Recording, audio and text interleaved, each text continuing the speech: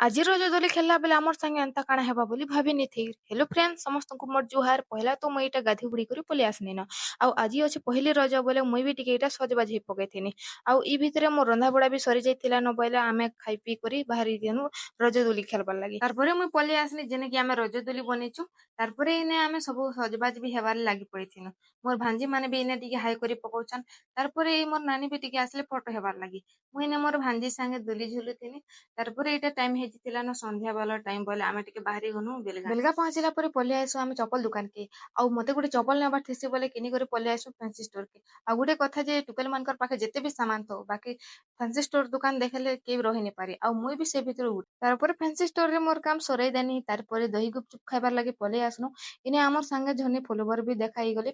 ଆଉ ସେମାନେ କହିଲେ ତମର ଭିଡିଓ ଦେଖସୁଁ ବୋଲିକରି ତ ମତେ ଟିକେ ଖୁସ୍ ଲାଗିଗଲା। ତାରପରେ ଆମେ ଖାଇ ଖୁଆ ସାରଲା ପରେ ପଲେଇ ଆଇସୁଁ ଘର୍। ଆଉ ଭିଡିଓ ଯଦି ଭଲ ଲାଗଲା ବୋଲେ ଲାଇକ୍ ସେୟାର ଫଲୋ କରବାକେ ବିଲକୁଲ ବି ନାଇଁ ଭୁଲବେ। ଥ୍ୟାଙ୍କ୍ସ ଫର ୱାଚିଂ। ଜୁହାର।